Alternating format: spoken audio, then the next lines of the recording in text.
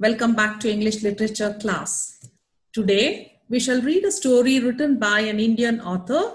Hope you all are familiar with R.K. Narayan, the name R.K. Narayan, whose actual name is Rasipuram Krishnaswamy Iyer Narayanaswamy, but he is popularly known as R.K. Narayan. He was the leading author of early Indian writing in English, along with other writers like Mulk Raj Anand and Raja Rao. Narayan's first novel was Swami and His Friends, which was later telecast into serials on Doordarshan in 1980s. His popular books were The Financial Expert, The Guide, which was adapted into a movie in 1965, around 1965, The English Teacher, The Bachelor of Arts, Swami and Friends, My Dateless Diary, The Man-Eater of Malgudi, Gods, Demons and Others, The Vendor of Sweets, A Tiger for Malgudi, The World of Nagraj, and his final book published was Grandmother's Tale, an autobiographical novella. He also translated Kamba Ramayan into English. Now let us look into his notable achievements. In R.K. Narayan's career that spanned around 60 years, Narayan had received many awards and honors, including A.C. Benson Medal from the Royal Society of Literature, the Padma Vibhushan, the Padma Bhushan, and also the Sahitya Academy Fellowship. R.K. Narayan's house is situated in Yadavgiri in Mysore, which is open to the public as a museum in 2016. When you go to Mysore, children, I think you must visit the place. When you get an opportunity, please utilize it and you need to visit the place, as it houses his personal memories and offers a glimpse of Narayan's life. R.K. Narayan is best remembered for a story set in the fictional South Indian town of Malgudi. But this story, A Horse and Two Goats, is set in and around Cretam. All his characters in his stories are lifelike, very real, and they are not read only as regional literature, but as universal literature. So today we will read a story, A Horse and Two Goats, from your Treasure Trove textbook. I hope you all have a copy of it in front of you. This story runs into many pages and is quite lengthy, but very interesting, and I'm sure you all are going to enjoy it. Now, open your text, Treasure Trove, on page 52. A Horse and Two Goats by R.K. Narayan. Of the 700,000 villages dotting the map of India, Cretam was probably the tiniest, indicated on the district survey map by a microscopic dot. Now, I think all of you know that India is a country, a land of villages. So, India comprises of many. Yes. Let us understand first few lines, children.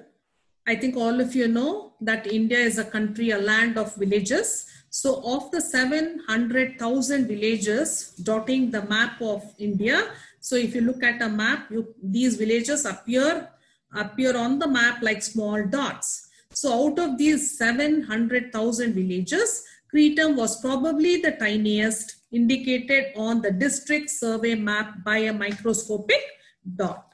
Hope you all know what a survey map is. A survey map shows all the roads, paths, hills of an area in detail. So when you look at this survey map, Cretam appeared like a microscopic dot. Microscopic dot refers to very, very small, very tiny. So among these villages, Cretam was probably the tiniest, very small village. But its size did not prevent its giving itself the grandiose name Cretam, which meant in Tamil coronet or crown on the brow of this subcontinent.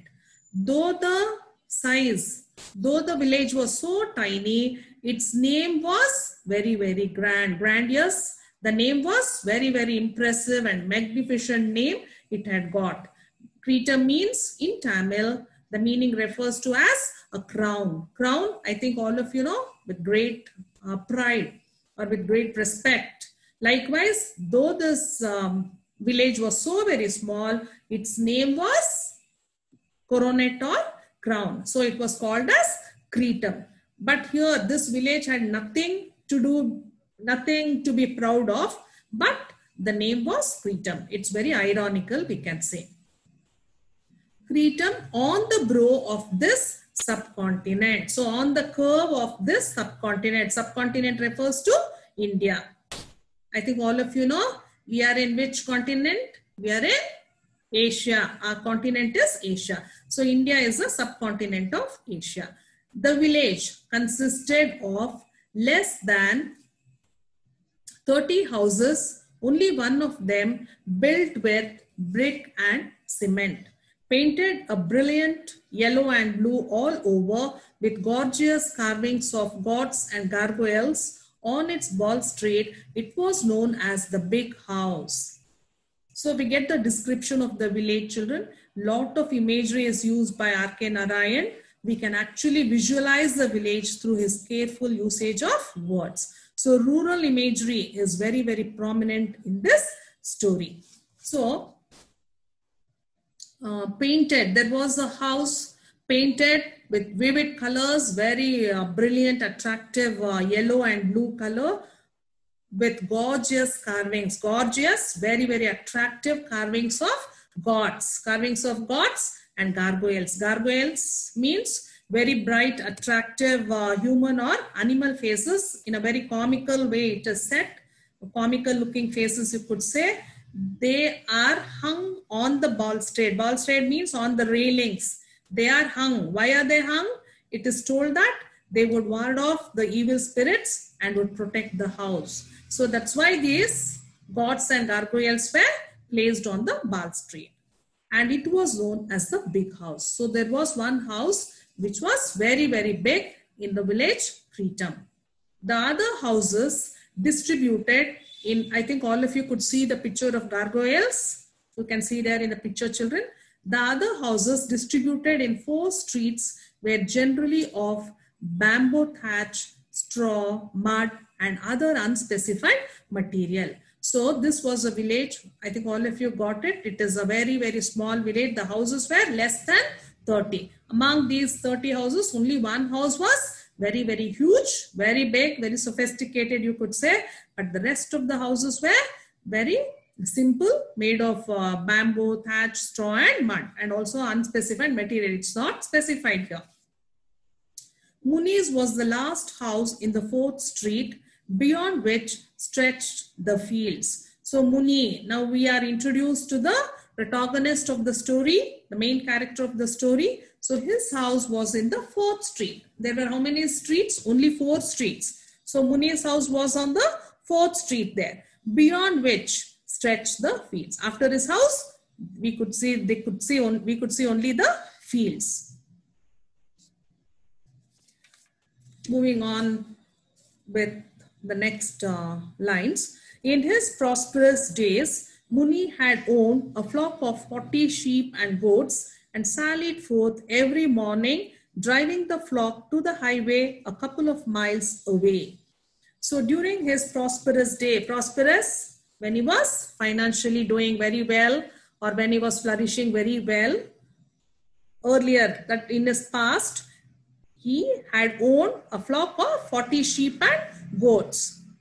And he was the owner of 40 sheep and goats, and sallied, he would set forth, he would march forth with every morning with this flock towards the highway towards the main road a couple of miles away, probably 2 miles away from his house. There he would sit on the pedestal of a clay statue of a horse while his cattle grazed around. He carried a crook at the end of a bamboo pole and snapped foliage from the avenue trees to feed his flock. He also gathered fagots and dry sticks, bundled them, and carried them home for fuel at sunset.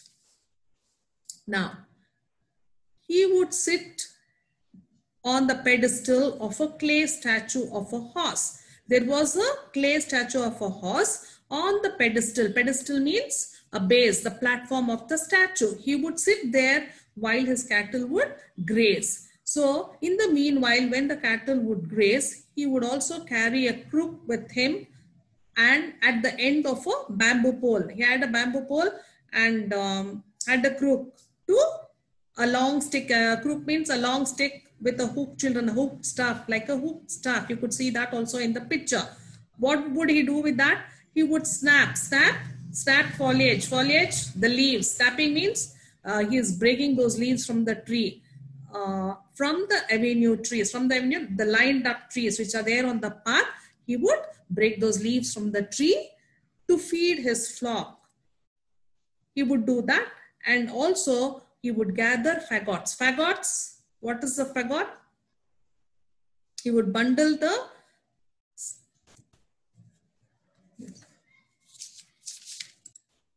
he also gathered fagots. Fagots means a bundle of sticks. They're bound together, which is used as fuel. So he would gather the fagots and dry sticks. He would bundle them and carry them home for fuel at sunset. So till evening he would be there, and he would do this while his cattle would graze. So I think all of you know these sticks were used as fuel. Earlier, I think all of you know the only source for fuel was these sticks. Now we have different types of fuel, children.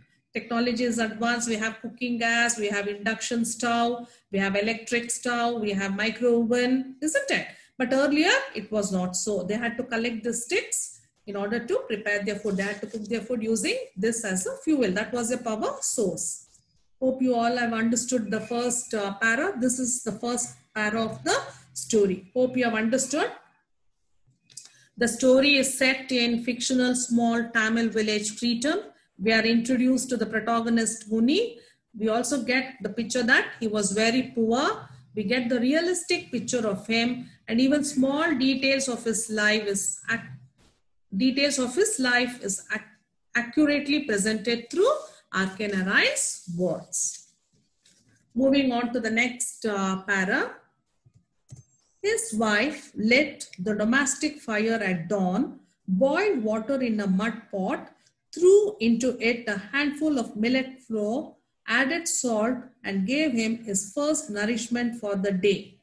When he started out, she would put in his hand a packed lunch, once again the same millet cooked into a little ball, which he could swallow with a raw onion at midday. Next, we are introduced to Muni's wife in the next para. So this woman here, she is a typical Indian woman who took up the duties and responsibilities of the household. So she cooked.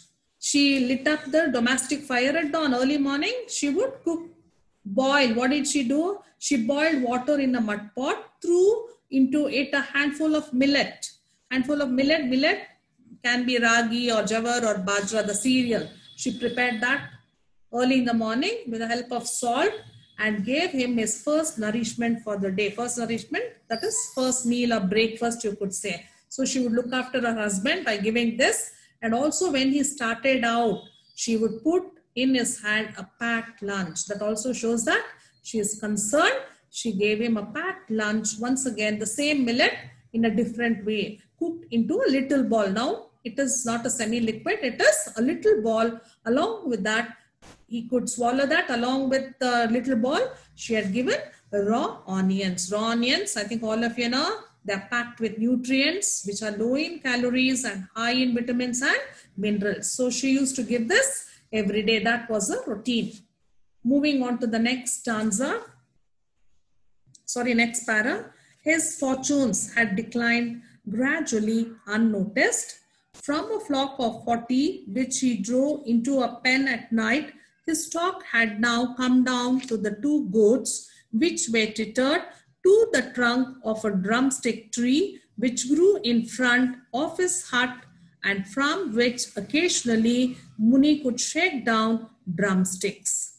Now, his fortunes, Muni's fortunes. Fortunes refers to wealth or his riches. So his fortunes had declined gradually. Declined, had come down, or it was depleted, had depleted gradually, unnoticed. Unnoticed, probably without his knowledge.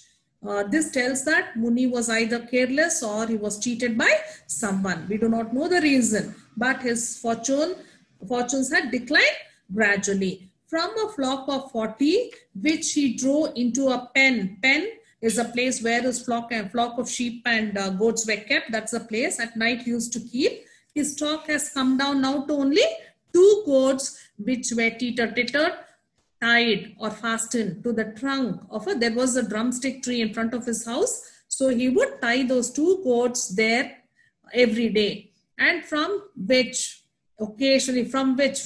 tree, occasionally, that is sometimes, Muni would shake down the drumsticks. This morning, he got 6. He carried them in with a sense of triumph. Although no one could say precisely who owned the tree, it was his because he lived in its shadow. So this morning, Muni got 6 drumsticks. He carried them in. He carried inside the house with a sense of triumph. He was very, very happy. With lot of pride, he gets in with 6.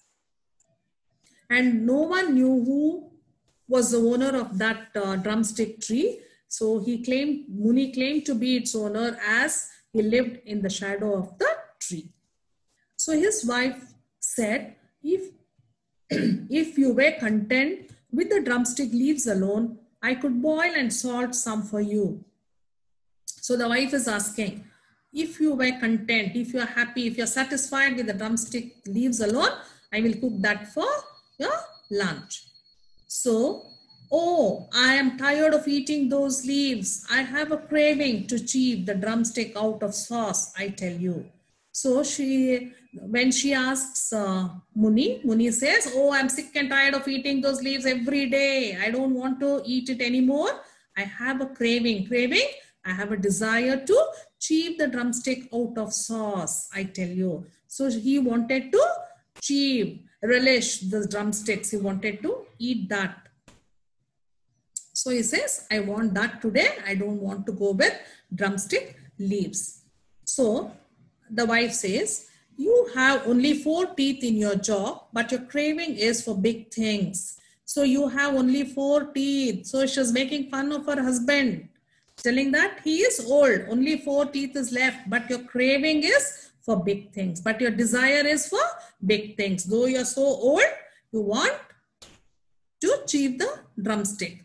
All right, get the stuff for the sauce and I will prepare it for you. Okay, anyway you want it, get the stuff for the sauce, get the ingredients. Let me prepare the sauce for you. I will prepare, go get it.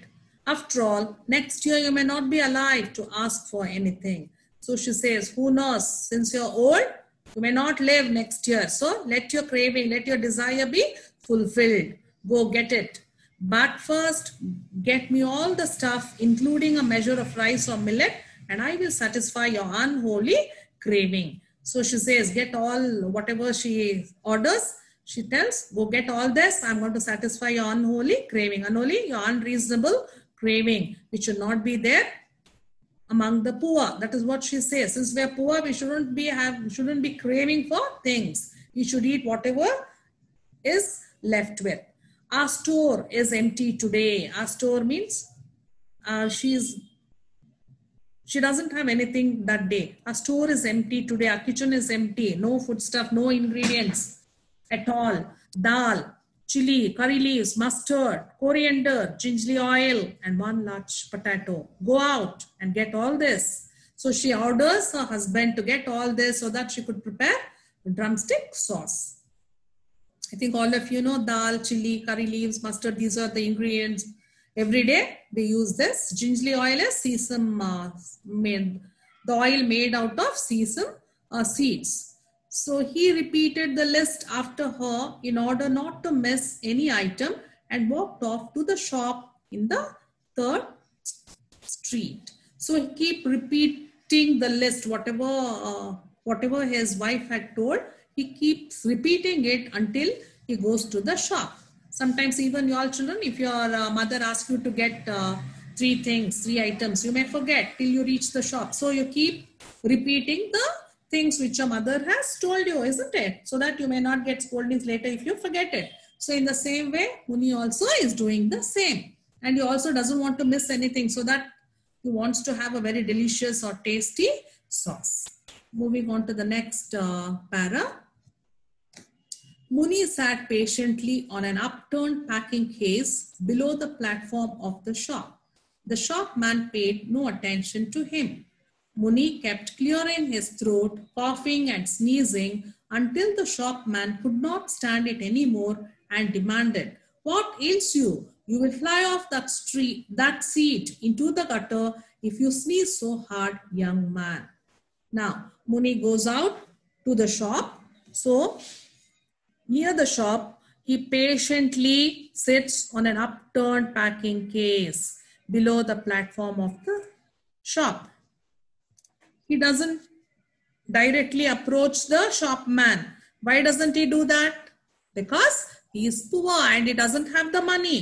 He is not that bold to go and ask him. So he's sitting there waiting for the shopman to ask him. So the shopman paid no attention to him. So the shopman doesn't even acknowledge Muni as he is poor. Muni kept clearing his throat, coughing and sneezing. What did he do? Like that, to grab the attention, he started doing all this drama. He started doing sneezing. He did to such an extent till the shopman couldn't stand it anymore. He couldn't tolerate that. I couldn't bear it anymore, and then shouted at him, "What ails you? What's wrong with you? Why have you come here? You will fly off. You will just fall into that gutter if you are sneezing so hard, young man." Whom is he calling young man? The shopman is calling Muni as a young man. This is once again irony. Sarcastically, he is calling Muni a young man, though he is very old. Muni laughed inordinately in order to please the shopman at being called young man. Now, Muni is laughing in a very unusual way in order to please the shopman at being called young man. That means Muni was called as a young man by the shopman. So he wanted to please the shopman. So he is reciprocating. He is laughing in an unusual way. This completely won the shopman over. He liked his sense of humor to be appreciated. This completely won. This means the laugh won the shopman over. Now, I think all of you know that sometimes in the class also, children, if you crack a joke, you want all of them to laugh at you, laugh at that joke. It should be appreciated. You feel very happy when your joke is appreciated. Everybody should laugh at your joke. If you crack a joke and nobody responds, how will you feel? You will feel insulted, isn't it? Here also, when the shopman calls him young man, he responds by laughing in an unusual way. The shopman is very, very happy. He is one who means